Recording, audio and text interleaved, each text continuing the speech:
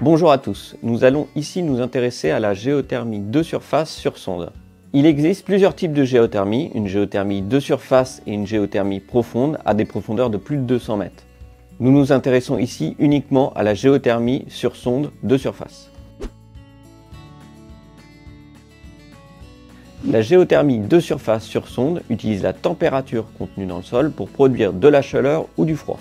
La chaleur du sol est captée à l'aide de sondes géothermiques, des tubes en circuit fermé remplis d'un fluide caloporteur qui absorbe la chaleur du sol. Ce circuit est relié à une pompe à chaleur qui va compresser le fluide pour augmenter sa température. L'énergie est ensuite utilisée pour le chauffage et la climatisation des bâtiments. Les installations sont constituées de tubages d'une profondeur entre 10 et 200 mètres selon la taille de l'installation et la température recherchée. Le diamètre de ces tubes est compris entre 10 et 15 cm. Concernant l'emprise au sol, c'est uniquement au niveau de la pompe à chaleur, les tubages sont enterrés dans le sol. Ils peuvent être placés sous les bâtiments dans le cadre d'une nouvelle construction ou sur un terrain disponible dans le cadre de rénovation. La durée de vie des installations est estimée à 50 ans pour les forages et 20 à 25 ans pour les pompes à chaleur. La puissance est comprise entre 90 et 500 kW selon la dimension de l'installation et le besoin de chaleur. En termes de production annuelle, une installation constituée d'une pompe à chaleur et de 2 sondes produit de la chaleur pour 120 m². Les sondes produisent une énergie constante et continue sur toute l'année, indépendamment des conditions météorologiques. L'énergie est quasiment disponible partout et non seulement en zone volcanique. L'installation est très discrète avec des tubages en sous-sol et uniquement une pompe à chaleur en surface de la taille d'un chauffe-eau. Les installations présentent une maintenance faible, une durée de vie longue et sont pilotables. Elles permettent un apport de chaleur en hiver et un apport de froid en été. Elles sont donc réversibles. La géothermie sur sonde est associée à un investissement initial élevé avec plus de 1 300 € par kilowatt posé. La géothermie est dépendante du prix de l'électricité. La pompe à chaleur a besoin d'électricité pour pouvoir fonctionner. Il existe peu de bureaux d'études et d'installateurs. La filière manque aujourd'hui de visibilité. Selon le type de sol, il peut y avoir un accès plus difficile à la foreuse. Tous les systèmes de chauffage ne sont pas forcément adaptables à de la géothermie sur sonde sans travaux importants. Pour connaître le potentiel d'implantation d'installations géothermiques sur sonde sur le territoire, une cartographie a été réalisée. Cette cartographie est constituée de plusieurs couches. Tout d'abord, la cartographie initiale, les plans d'eau et les voies, routes et voies ferrées ont été retirés. On est parti de l'hypothèse qu'il y avait du potentiel sur le reste du territoire. Il n'existe pas de zone interdite pour la géothermie sur sonde. Cependant, il existe plusieurs types de contraintes. Des contraintes patrimoniales et paysagères. Par exemple, les zonages ZPPA, zone de présomption de prescription archéologique, qui donnent des prescriptions lors de projets pour des fouilles. Et des contraintes techniques et de contexte. Par exemple, des zones non éligibles à des échangeurs fermés ou ouverts. Pour ces installations, une autorisation est obligatoire auprès de la direction régionale. Et enfin, des zones à fort potentiel ont été identifiées, notamment les zones de ressources très favorables à la géothermie de surface sur système fermé, identifiées par le BRGM. Cependant, les données ne sont pas disponibles à l'échelle de l'intégralité du territoire. Le calcul du gisement a été fait à partir des besoins de chaleur, qu'ils soient résidentiels, tertiaires, industriels ou d'eau chaude sanitaire du territoire. En effet, le potentiel de puissance d'implantation est supérieur aux besoins en chaleur et en froid. La cartographie représente donc le potentiel d'implantation sur le territoire. Le gisement brut est donc de 888 GWh pour un gisement net de 822 GWh. La cartographie indique donc un fort potentiel. Il est cependant limité aux besoins de chaleur du territoire. Ce gisement a été estimé par rapport aux besoins thermiques de l'ensemble des communes et pourrait se traduire à plus de 38 000 projets dits résidentiels. Une étude au cas par cas s'avère indispensable pour estimer le potentiel effectif de chaque projet.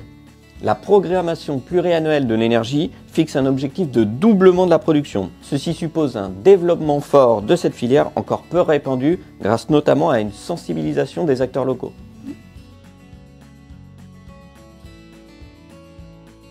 Pour installer une pompe à chaleur géothermique, il faut refaire tout le système de chauffage. Pas si simple. Il n'est pas toujours nécessaire de refaire tout le système de chauffage. Cela dépend des spécificités de chaque installation et des caractéristiques du système de chauffage existant. Et bien sûr, si votre maison en possède déjà un. En effet, la pompe à chaleur géothermique requiert un système de chauffage central, contrairement à sa cousine, la pompe à chaleur RR. Et si le système de chauffage existant n'est pas adapté, cela peut affecter son efficacité et donc sa rentabilité. En général, pour qu'une installation géothermique soit rentable, il est important que les émetteurs, c'est-à-dire les appareils qui diffusent la chaleur, fonctionnent à basse, voire à très basse température et que leur surface soit large. Ainsi, l'installation d'un plancher chauffant permet de bénéficier de 10 à 15% d'énergie en plus. La géothermie est très chère, pas si simple. S'il est vrai que la géothermie nécessite des investissements élevés, elle est pour autant un système de chauffage rentable sur le long terme. De plus, le coût d'une installation dépend de plusieurs facteurs tels que la taille de l'installation, le type de géothermie utilisé, si le bâtiment en question a été rénové.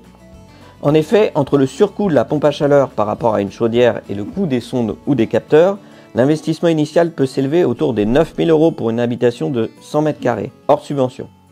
Néanmoins, en raison des coûts de fonctionnement faibles et de la consommation d'électricité bien en deçà de la consommation de gaz pour une chaudière par exemple, la géothermie peut être rentabilisée en moins de 13 ans. Le surcoût pour rembourser le crédit est ainsi inférieur à l'économie d'énergie. Il y a beaucoup de dysfonctionnements et d'arnaques autour de la géothermie. C'est faux. La géothermie est une filière énergétique mature. Les installations présentant des dysfonctionnements représentent des cas isolés. De même pour les arnaques. Il est cependant important et très conseillé de se faire accompagner par un bureau d'études qualifié. C'est en effet des installations qui nécessitent beaucoup d'expertise. Par ailleurs, il est inscrit dans le code minier que tout forage géothermique rentrant dans cette catégorie doit être télédéclaré et réalisé par un foreur qualifié. Il existe plusieurs types d'implications. Tout d'abord, facilitateur, grâce à de la communication locale autour de la filière, le développement de ressources partagées et la création d'une structure d'accompagnement. Deuxièmement, contributeur, avec un soutien technique et financier aux premières études des projets. Troisièmement, en tant qu'investisseur, avec participation à un projet de géothermie, participation à la dette, au capital et même à la gouvernance, ou portage d'un projet en propre. Et enfin, incitateur, par le biais d'une politique de développement des ENR sur le territoire et la mise en place d'appels à manifestation à intérêt ou d'appels à projets spécifiques. Le temps moyen pour un projet géothermique est compris entre 3 et 4 ans. Avec tout d'abord une phase de préétude avec l'analyse du besoin énergétique pour bien coller au potentiel géothermique. Une phase de programmation avec un dossier de subvention pour la partie étude et des études de faisabilité pour l'installation. Une phase de conception avec le choix de l'équipe pour la maîtrise d'œuvre, des études de conception et le dossier de subvention pour la partie financement. Une phase d'autorisation qui est la phase de dérisquage pour le projet, avec des autorisations selon la profondeur du forage et la puissance de l'installation, en fonction de la typologie de zone verte, orange ou rouge. Une phase de réalisation avec des travaux réalisés par un groupement constitué d'un foreur et d'un installateur. Et la phase d'exploitation avec l'exploitation et la maintenance durant la durée de vie de l'installation. La géothermie est caractérisée par un fort investissement initial.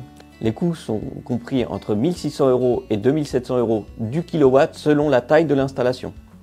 Ils sont composés principalement du coût du forage et des sondes, ensuite des pompes à chaleur et du système de chauffage, et enfin des études et de la main-d'œuvre.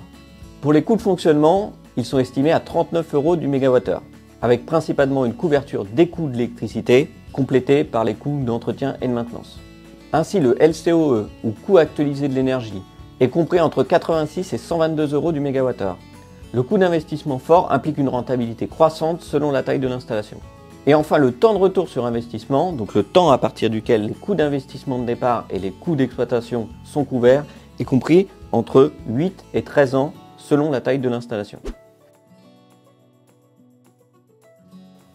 Divers mécanismes de soutien sont possibles pour la géothermie. Tout d'abord, les aides aux études, avec un accompagnement technique des collectivités par un chargé de mission énergie renouvelable thermique au département, des aides aux études de faisabilité et le forage de reconnaissance si nécessaire par l'ADEME, et des aides à l'investissement avec notamment pour les installations qui présentent une production supérieure à 25 MWh par an, le fonds chaleur de l'ADEME, et la prime énergie via les certificats d'économie d'énergie.